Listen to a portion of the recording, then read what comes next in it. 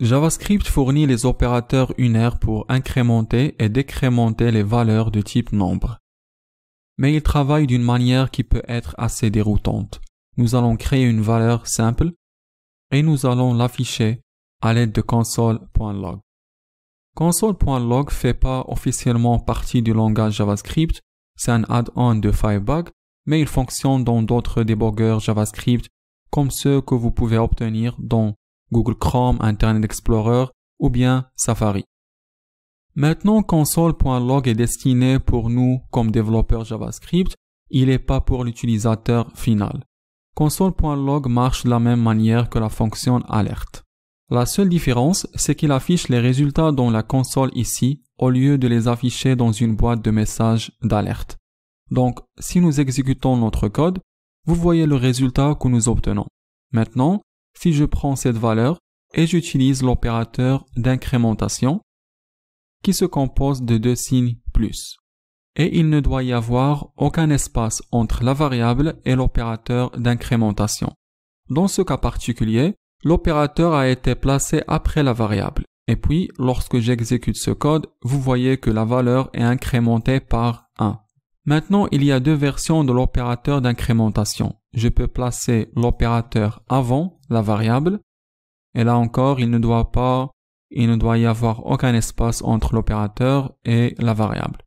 Et puis, lorsque j'exécute le code, vous voyez que la valeur est incrémentée par 1. Pas de grande surprise, mais nous allons continuer de travailler avec l'opérateur d'incrémentation. Ce que je vais faire maintenant est incrémenter score, encore une fois, puis le multiplier par 2 et affecter le résultat à une variable. La variable sera résultat. Maintenant, nous pourrons deviner le résultat. Alors, score était de 12. Nous sommes en train de l'incrémenter et le multiplier par 2. Alors, nous devrions obtenir 26. Nous allons concaténer la valeur de résultat avec un string ici. Et puis, nous allons exécuter notre code. Et le résultat n'est pas 26, c'est 24. Ceci n'est pas une erreur, c'est la façon dont l'opérateur d'incrémentation est censé de fonctionner. Et nous pouvons vérifier cela par l'affichage de la valeur de score au milieu ici. Maintenant, si nous l'exécutons, score est effectivement égal à 13. Ce qui est arrivé, c'est qu'il a été augmenté à 13, mais l'incrémentation a eu lieu après le calcul. Alors, allons essayer cela à nouveau. Au lieu d'avoir l'opérateur d'incrémentation après la variable, je vais le mettre avant la variable. Et puis, exécutons cela. Cette fois, le résultat est 26. Ce qui est arrivé est que ce nombre a été incrémenté, puis multiplié par 2. Ceci est la différence entre mettre l'opérateur d'incrémentation après la variable et le mettre avant la variable. Si l'opérateur d'incrémentation est après la variable, il est incrémenté après que le calcul se fait. Si c'est avant, il est incrémenté avant que le calcul se fait.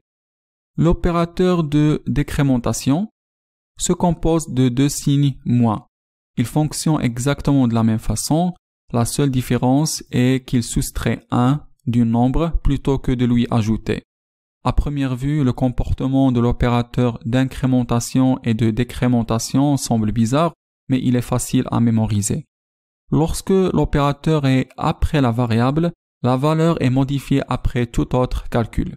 La nouvelle valeur n'affecte pas le calcul et il ne devient pas disponible jusqu'à ce que le calcul a été complété. Mais lorsque l'opérateur est avant la variable, la valeur est modifiée en premier et la nouvelle valeur devient une partie du calcul. Cela fait une confusion parmi de nombreux débutants, alors assurez-vous de bien comprendre la différence apportée par la position de l'opérateur d'incrémentation et de décrémentation.